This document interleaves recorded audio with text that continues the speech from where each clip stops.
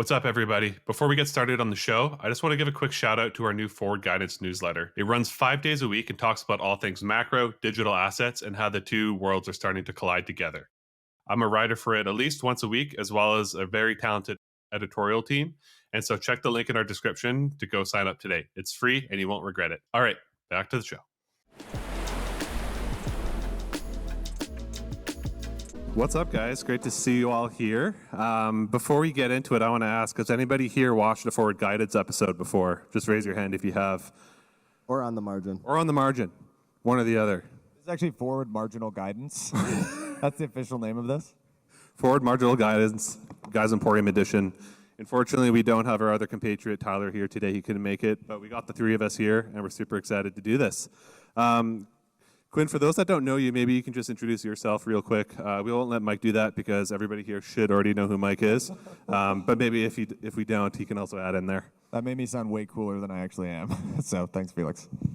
Yeah, I'm Quinn Thompson, founder and CIO of Lecker Capital. It's a macro hedge fund that focuses on both traditional macro and crypto.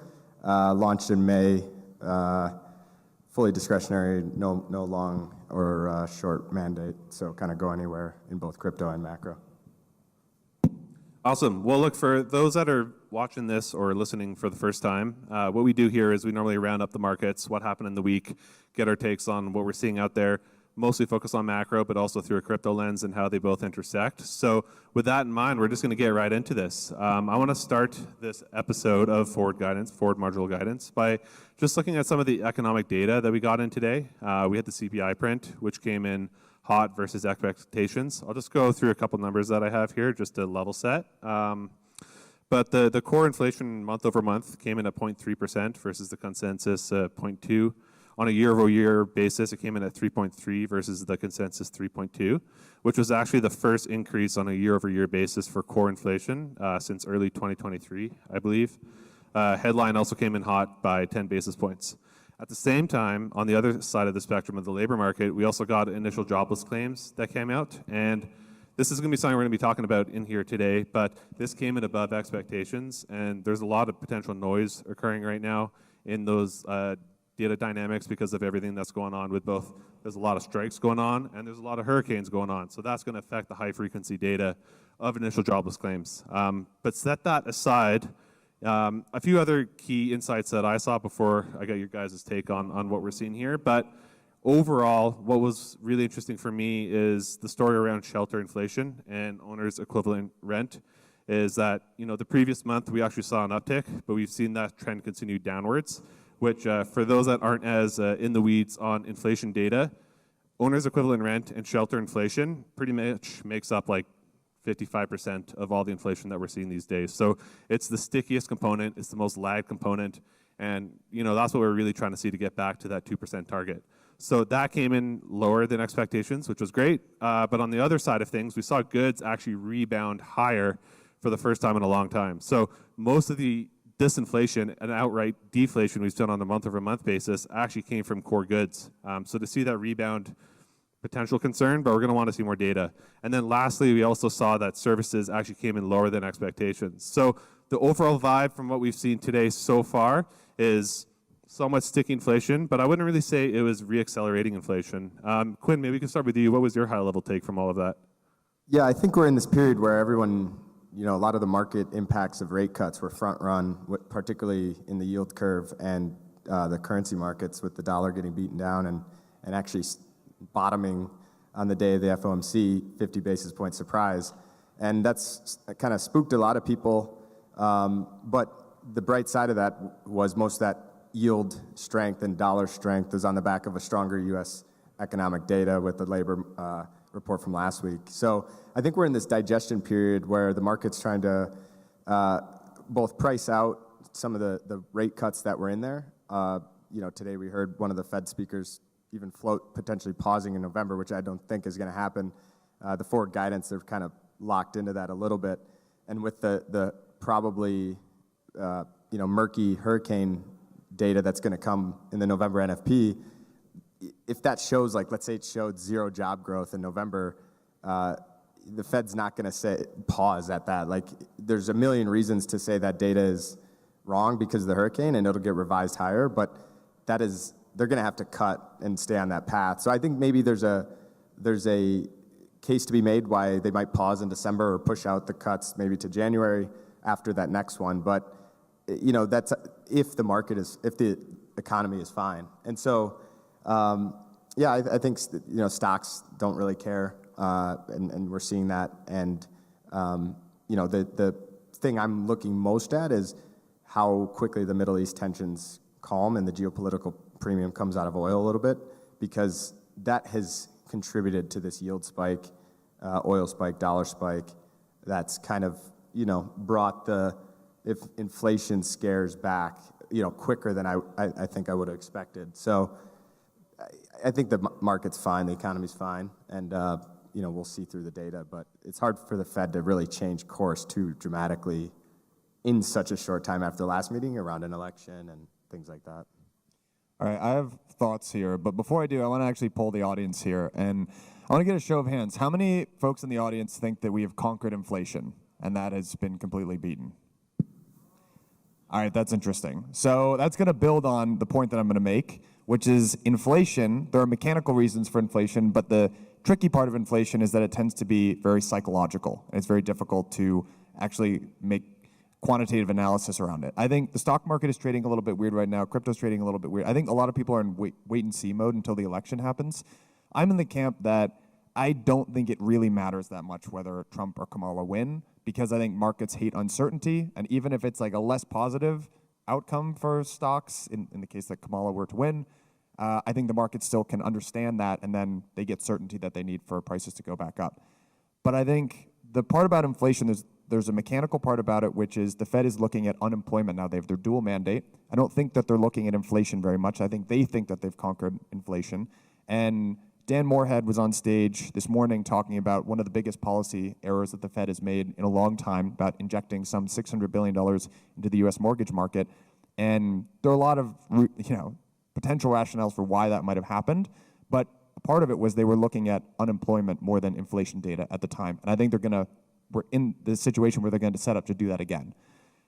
The other thing about inflation is that I think most people think that inflation is still with us. And then when I look at how our policymakers and our politicians are handling things, I see handouts all over the place on both sides of the aisle, right? So I see it on forgiving student loan debt or not taxing tips or whatever it is. And I think that's the reason that inflation tends to be very stop-start, because it takes a while, right? Like we had big inflation in the 40s and then the 70s, and there's a long period of time in between that, right? And people forget what inflation is like and how hard it is to conquer. And so I don't think we've gotten to that psychological component yet.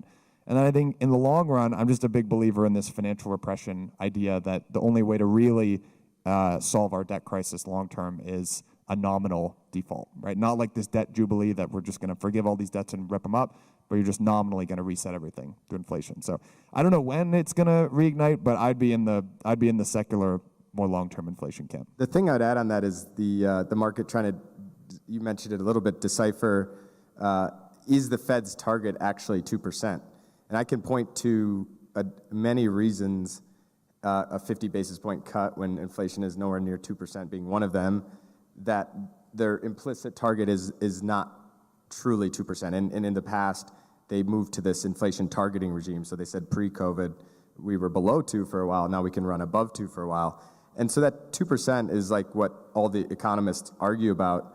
And, should they, shouldn't they, right or wrong. But you just got to look at what is. And they're cutting rates when inflation is nowhere near it and bottoming. So I think that's another part of this digestion period for the markets, where it's like, because inflation is bad only if it instigates Fed action, right? So inflation all throughout 2021 was fantastic for risk assets. I mean, they weren't even acknowledging it as like a real thing. It was transitory, despite every sign being it more structural. You had the supply chains and things to blame it on. So keep in mind that there's going to be these little spurts and misfits of fears before inflation actually comes back, that, the Fed cut and there's an inflation problem soon. And I believe it will come back next year, but I believe the Fed will be very delayed in the response. And the dollar going lower while Bitcoin and gold and stocks continue to move higher will be your sign that they're actually still too loose until, inflation prints a 4 handle or a 4.5 handle, and they're like, and then, the populace, in society kind of comes back and says, okay, you got to do something here. Yeah, I mean, I think the big theme we're hitting on here right now is that there's a lot of noise and there's a lot of uncertainty. So one point that Mike was mentioning about the labor market and the Fed's focus on the labor market right now, that's extremely important to focus on. So, if you've been somebody who's been, trying to trade economic data, especially, if you're in crypto and you're trying to just like chime in and quickly look at what the macro data is doing, you're probably pretty used to being up early and focused on the CPI prints, but you need to shift that mindset towards the labor market because that's where the Fed put is struck now. The issue is the labor market data is extremely noisy, and it's about to get even way more noisy because of what's going on with these hurricanes. So, just to level set here on a couple points, I'm pretty strongly not in the recession camp. I'm pretty strongly in the camp that a lot of the unemployment data has been very noisy because of labor supply growth due to immigration and these ideas that have thrown off these traditional signals like the SOM rule, which captures the momentum and basically says these are the early innings of a recession. We saw that SOM rule get triggered a couple months ago, and then it's actually reversed last month, which has pretty much never happened before. So this noisiness is going to get a lot worse. In the next few weeks here, we're going to see some initial jobless claims that come out every week, and they're going to be way above expectations because of this.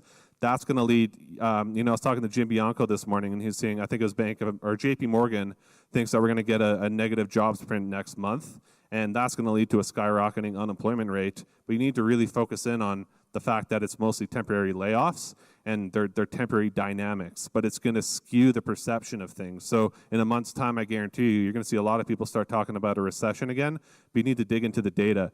And it's noisy data. It's even, it's screwed up a little bit about what the Fed is focusing on. And, they went 50 bips, but literally a couple weeks later, we started to see a lot of upside surprises in the economic data that now they're a little bit caught flat-footed. And like Quinn said, Fed Bostic came out this morning and started talking about a potential pause in November, which is, pretty different from where the narrative was a couple weeks ago.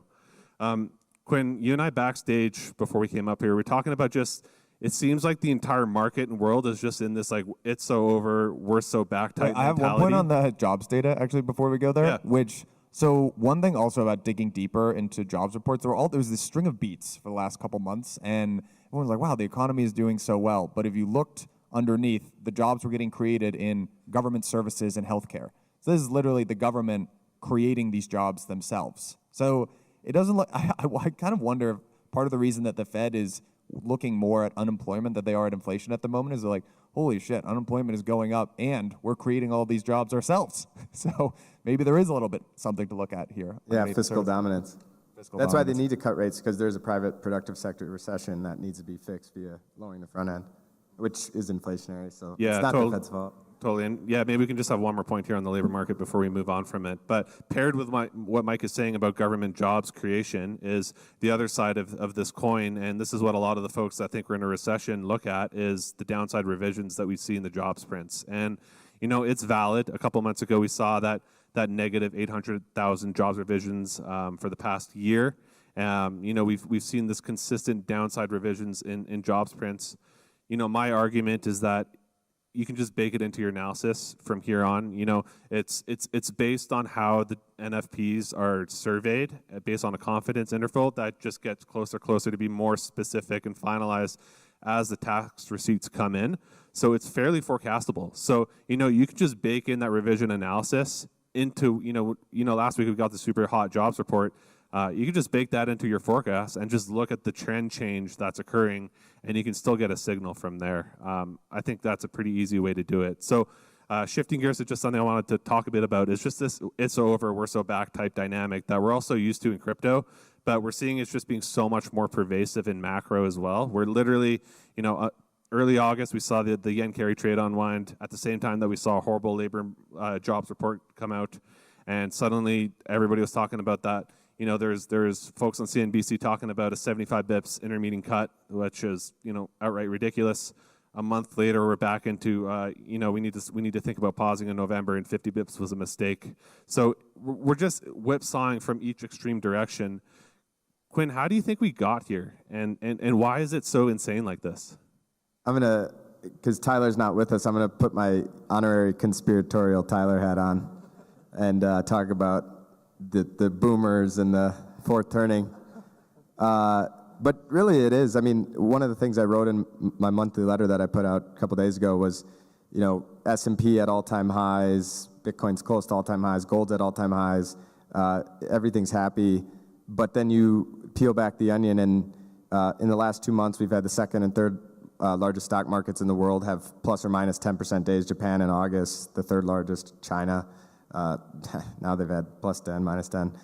That's not healthy for market structure, and that doesn't scream calm, cool, and collected, under the surface. And so you're really looking at a global financial system that is centrally planned. I mean, you can point to, I tallied it up the other day, it's like 10 things that the Fed and Treasury have done since 2022 to basically suppress long-term bond yields and volatility. Starting in October 22 when we had the Bank of England gilt crisis, the March banking crisis in March 2023. They front-loaded in October 2023 all of the U.S. debt issuance. They reduced coupon issuance, so they weren't issuing long-term treasuries. They're just reducing the RRP program. Yellen's kept that going into this year. This quarter, they're burning down the TGA, $150 billion. I mean, there's just, the list goes on. And it's also no coincidence that the second the Fed did 50, that catches them up to the ECB's 50. Bank of Canada just did 50. China comes in 3 days later with the bazookas. 2 days later, Bank of Japan stops talking about hiking in a matter of days. I mean, this is like, and so you're kind of looking at a world where when, years ago, when you had a central bank or a government spending too much money and then monetizing that debt and that burden, it would reflect in their currency, right? You'd see fiscal irresponsibility in a currency that would get, minus 10%. Inflation hits the country, they have to hike rates, be more responsible with their monetary policy. But it's all a cabal of central banks today. And if you're looking at cross-currency pairs, it doesn't do anything because they're dampening the volatility in between, and they're all in cahoots to, basically inflate out of the debt. So you really have to be kind of open-minded. Maybe it sounds very conspiratorial that, like, if I tell this to someone, they're like, "You're crazy." Like my parents, they're like, "What are you talking about? You don't believe the system. It's not working for you." But that's what's happening. And then election years are very positive for markets because all of this stimulus and liquidity is front-loaded to keep things together before the election. And, it wouldn't be surprised at all if 2025 is a tough year for risk assets because you're facing a debt ceiling on January 1st. We'll see what the House and Senate look like in the new administration. Just all the problems that the can was kind of kicked on. Bank of Japan is going to have to probably talk about. The yen's back to almost 150. So, these are just kicking the can, and I think that's the bull case for Bitcoin because we know they don't allow unemployment in recessions anymore, and that's the world we live in. So they'll find whatever way to kind of massage the data to say we need to ease policy. Mike, I want to ask you, you've done the macro interviewing game quite a bit longer than I have. You've talked to some very smart folks out there over the years. And, this big game that, Quinn's talking about here, about just missing this coordinated global central banking game to achieve the financial repression that you talk a bit about. Why do you think there's just such a difference between, the crypto generation, the people in this audience probably understand the big game at hand a lot better than some of these, older veterans who are more in the mindset of looking at things. I wouldn't say they don't look at them through a conspiracy lens, but they're a bit more doubtful. The idea of the Bank of Japan coordinating with the Fed, it's like, oh no, they don't do that. But why do you feel like there's just like this dispersion between these two ideologies that, just at odds with each other? So the way that I feel about the tinfoil hat stuff in general, which I'm actually somewhat sympathetic to, is there's a comedian. Do you guys know George Carlin, the comedian? He had a great line about this, which was, you don't need a formal conspiracy when interests converge. When you have a lot of very powerful people who all have the same set of incentives, You don't need to get people in a smoky room and say, hey, we're going to do X, Y, and Z thing, Illuminati style. Everyone's just kind of wealthy and powerful, and they know what the interests are of other people, and they sort of loosely coordinate and act like that. So what are the interests today? I'm also not a believer that there's some Illuminati and these people are trying to screw everyone and devalue you. I generally think people do things for good reasons. And I think what happened actually is that we actually had a lot of you can trace actually back to World War II. And there's an interesting analogy around the GI Bill, which was at the time the largest wealth transfer from the old to the young, actually in the form of new GIs that were coming. They financed mortgages, education, credit for small businesses, huge wealth transfer, led to this big baby boom, and that carried us through an entire generation. That is like what most people who are in their 40s and 50s and 60s, that's kind of the world that they grew up in. This world of structural growth where there was a huge investment in the youth, and the entire country, at least the United States, benefited from that. So where are we today? Now, the GI Bill is actually not the largest transfer of wealth. That came in COVID, and it went from the old to the young, right? Because there was a huge $7 trillion bazooka that got aimed at the stock market, at U.S. mortgages, and it propped up prices for asset owners. And so why is there this weird disillusionment, right? Why are young people more susceptible to conspiracy theories than their old counterparts, which is not typically how it is, right? Your crazy uncle at Thanksgiving, right? That's the stereotype.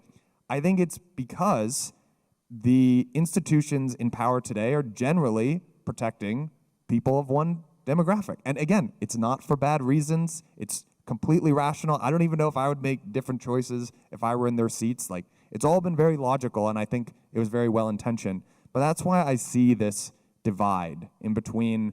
And I don't know. I know it's so right and left in the United States right now, and every side hates everyone else. But there's it's a subtle difference too. It's between old and young, I think. Yeah, the propping up asset prices was the rich, the wealthy, not the college kids, not the young people. Yeah, and this is what people get mixed up, and I think this has actually been a large cause of the confusion between whether we're in a recession or we're not in a recession. Is that we are in a K-shaped economy. I don't need to explain that term. We've all heard it a lot over the last few years. But coming out of COVID, the lower income classes that own assets are struggling because we're living in a cost of living crisis. And I truly believe that we're not used to these inflationary dynamics anymore because we haven't had them in a long time. So they get misconstrued for a deflationary credit event, when in reality it's just the price of goods are going up and it's squeezing, basically how much they can afford things. So that's happening on the lower side of the K. At the same time that people that own assets, people that are just hanging out in money market funds are earning 4.5%, 5%, where it is, every year. They got their real estate, like Mike was saying, and QE came out and is just buying up MBS nonstop. That's bidding up housing prices. So it is somewhat logical to see that this distinction between I don't want to say that the doomers that think everything's messed up, but it does make sense. I do understand that. I'll also provide the other side of this case, which is that the older you are, the more experience you have. There's not a lot of gray hair on this stage, right? It's possible that there's very good reason, right, for this divergence of perspective, because if you live a long time, you see a lot of crazy stuff. You're more open-minded, right? So I will say there's an opposite case to what we're making as well. I want to shift a little bit more into some tangible stuff just around markets and what we're seeing there in terms of maybe starting off with, again, we started to talk a little bit about this rate cutting cycle, but I think that's the key start to understand how different asset classes are being reflected at the moment. But starting off, I'll just chime off here on my opinion on this rate cutting cycle is that. Obviously, a month ago, we got the 50 bips cut, and a lot of people were expecting the dollar to roll over. We actually saw the opposite occur, where because of just how aggressively the forward curve was priced, and just how aggressive the Fed was on the onset of going for 50 bips, it actually is going to lower and shorten the rate cutting cycle. So then, if we're talking about getting back to neutral rate of roughly 3%, at that time when that 50 bips cut came out, the market was a lot more aggressive than the Fed in terms of just how quickly we get back to that neutral 3%. So we actually had to price out some of this velocity and speed of rate cuts. So it's actually been quite interesting to see that despite the 50 bips cut, we've seen long bond yields go up, and we've seen the dollar go up as well at the same time. So it's you can almost call it a hawkish 50 bips cut, which is super counterintuitive. But from a high level, I think from them being a few things here, from them being able to get under this rate cutting cycle so aggressively from the start, it's going to shorten it. I'm not in the camp of outright inflation reacceleration, maybe late in 2025, but it takes time for that to build, especially when you're fighting against China, which is just in a deflationary spiral right now. So I sort of see inflation sticky, somewhat like we've seen in the print today.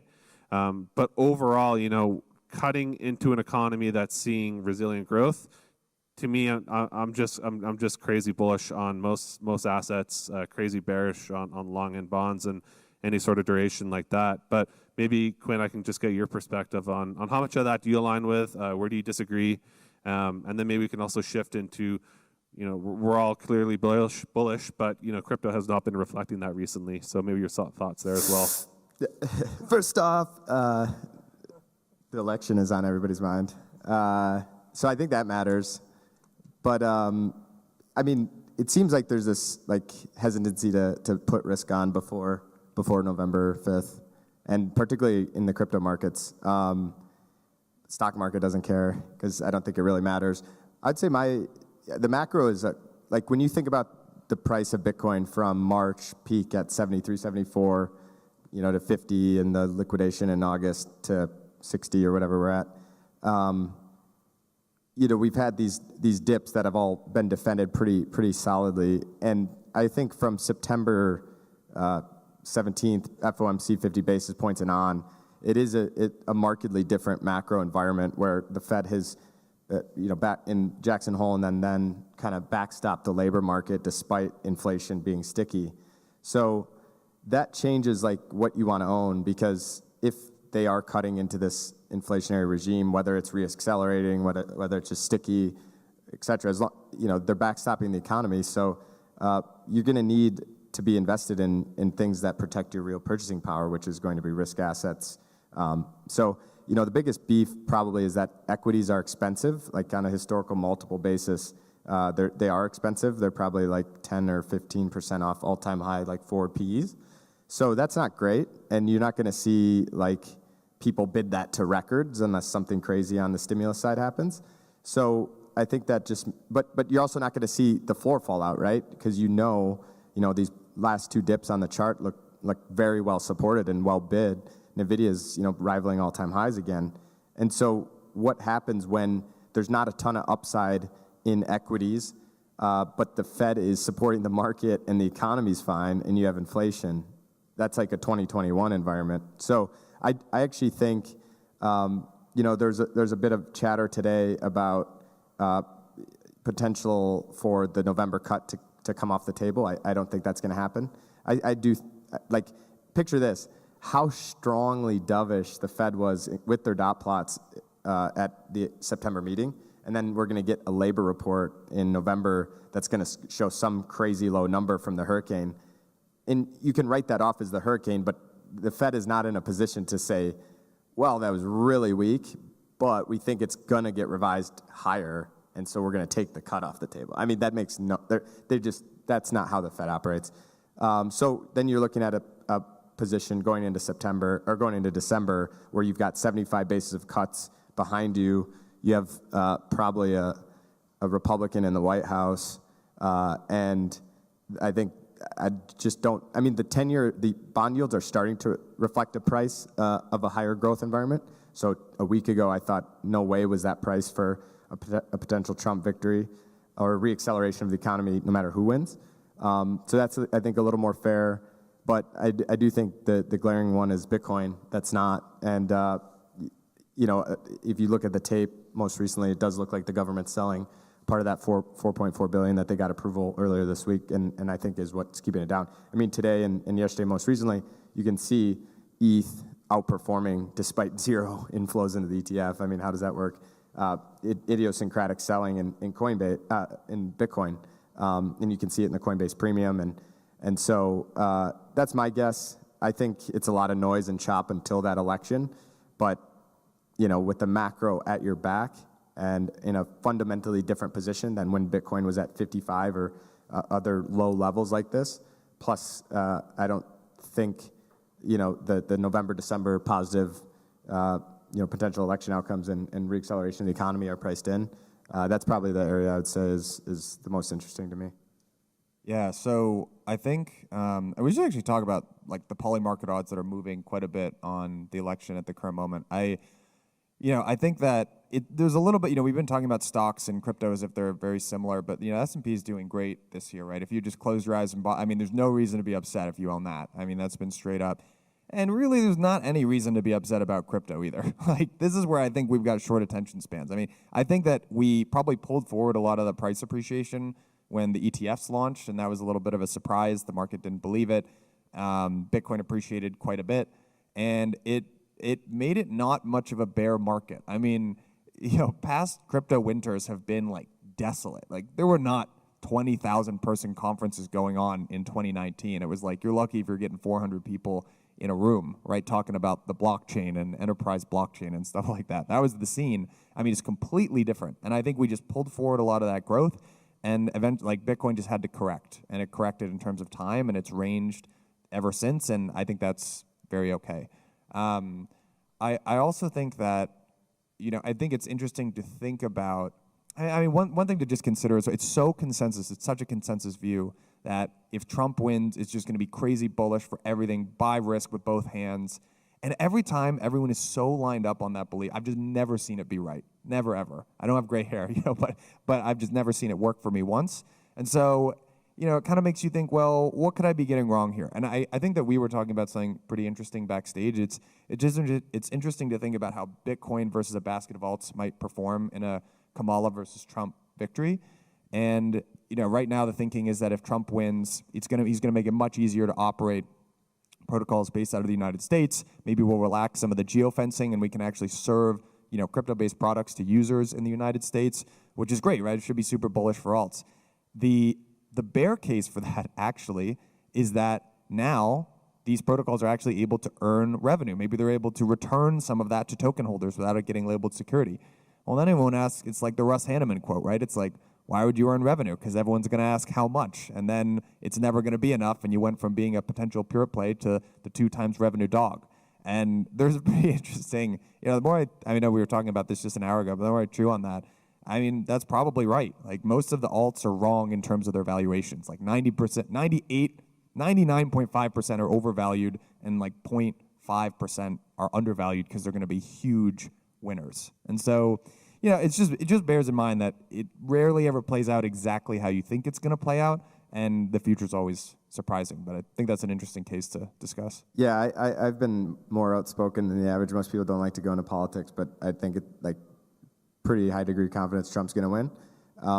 But I think how everyone's expecting on that note to play it is going to be wrong, because one of the things that people don't talk about in the regulatory stamp of approval that presumably comes when you have the vice president owning crypto assets in his personal portfolio and they're not socialists, is that the incumbents of financial services presumably have a massive advantage, because stablecoins now being adopted by banks and financial institutions, like, who have the customer base, like JP Morgan Chase now can just add stablecoins to your account. You have an address, or the NYSE and CBOE and all these players can now, who already have the users, and those then that's competition for DeFi and stuff, and the valuation. The thing I would push back is, if anybody is from the traditional world, investing world, that there's never a bad asset, it's just a bad price. And even the shittiest bankrupt companies that trade publicly, there's a buyer at some price. And I like to poke the bear with the ETH maxis because it's fun, but I don't think it's a crap asset necessarily. I just think it's a bad price.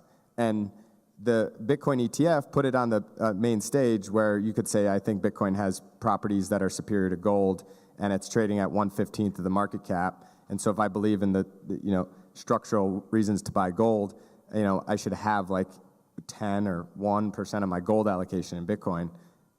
ETH got that ETF, big woohoo, and you're like, oh, this thing is a $250 billion asset. Maybe it's DeFi, but then it's like worth more than any of the large U.S. banks' market cap, or maybe it's an app store and it's like, a quarter of Apple's valuation or whatever, and you're like, and traditional people are like, ooh, so that like people are whistling by the graveyard, I think, on the rest of the alt complex, because if you hear, it's going to be so great for alts, it's going to be so good, but it's right now just crypto native PvP race to the narrative, but no new money is, like stablecoins haven't grown in 3 weeks. The ETFs are chopping along and all the new money is coming in through ETFs. I think like if there's an alt season, quote unquote, that happens, it's in crypto equities. Because all the money's coming in the ETF. Oh, what should I buy? I should buy a Bitcoin miner. Look at MicroStrategy. Yeah, look at it. Yeah. I thought MicroStrategy would do very poorly after the Bitcoin ETFs because there was a premium, right? Like all these public market investors that wanted exposure to Bitcoin. Okay, you had a handful of crypto equities that you could buy by proxy, but now you got the ETF, so anyone can just buy the ETF. And I thought that premium would compress and MicroStrategy would stop trading so well, but it is nuts. I mean, it's pumping. People like leverage. Yeah, it's a different kind of leverage. It's not perp leverage. It's convertibles. It's respectable trad leverage. Yeah, it's TradFi leverage. We love TradFi leverage. Beautiful leverage. Yeah. Look, we got about 3 minutes here left. I just want to wrap up by just, really hitting home that this is actually something that I was listening to Mike's panel this morning, talking to some macro legends with a lot more decades of experience than I. But one thing that was really interesting was just hearing Dan Moorhead talk about how, he thinks we're going to have a booming economy. He's of the opinion, and he's been correct for the last couple of years, that, rates are secularly higher now. And I just want to really hit home that Bitcoin is an asset that, yes, was born during a time of ZIRP, zero interest rates, and QE, but that's not what it's dependent on. It's same as gold. The correlation of gold changes over time. Sometimes it trades like a geopolitical asset. Sometimes it's just trading in line with real yields and where they're headed. I think Bitcoin is heading into that world as well. And I think there's a place for it in a world where, a lot of what we're talking about, where we're seeing, a higher neutral rate, accelerating inflation. Yes, it didn't work that well in 2022, 2023, but that's because there's also a credit deleveraging happening at the same time. And, the Fed was coming out guns blazing, talking about hiking. That's obviously going to take out an asset that has a high correlation to the Qs. But, just overall, don't just be anchored on QE and ZIRP. It changes its correlation over time overall. Just want to wrap it up there. Any final comments from you guys before we wrap up there? I have one thing for people to think about, and I know you're talking about the underperformance of the ETH ETF complex, which I think is pretty obvious just looking at the numbers. But I think that for some of these other L1s, there's a really interesting opportunity where, Bitcoin is kind of the original meme coin, just like gold is a meme coin, right? There's no cash flows around it, and so it kind of can be valued however you want it to be valued. And that's not to say it's not valuable. A ton of people find gold valuable. A ton of people find Bitcoin valuable. But I think a lot of people just really get hung up because they can't value it based on cash flows. And I think that the opportunity, I've been saying this for a long time, I wish ETH thought of it like this, and I think Solana's thinking about it like this, but you can be this sort of store of value type asset that generates a respectable yield, which is basically what bonds are, right? That's like, there's some capital appreciation, there's some yield that you end up getting, and I look at these L1s, and it's a little bit of a stretch, I know, but they look similar to me, and I think that's the thing. I still think that the L1 trade is not dead, and that's the big opportunity for the next generation. That would be my hot take. Quinn, 20 seconds. Let's hear your final thoughts. Yeah, I think you just buy dips of Bitcoin into the election and wake up the sixth happy camper. And the election itself is I don't think a ton of, even if Kamala wins, the macro is the macro, and it's an inflationary environment. I mean, potentially the stimulus is going to be even better if she wins.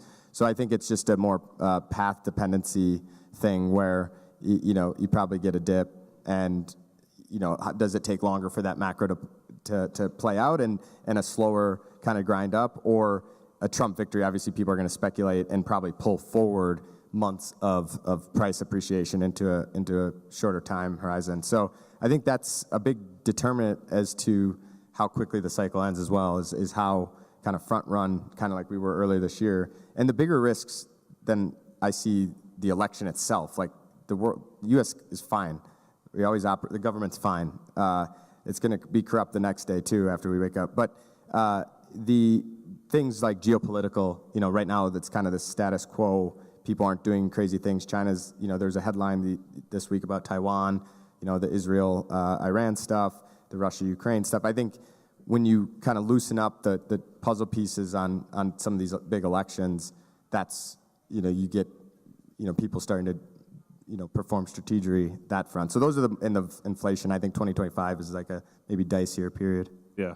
Nice. Well said. Well, look, thanks, guys. For anybody that was listening to the first time, go on the Blockworks macro channel, subscribe to Forward Guidance. We do this every week, and I interview great macro traders and thinkers as well. Thanks for joining us. Thanks, everyone.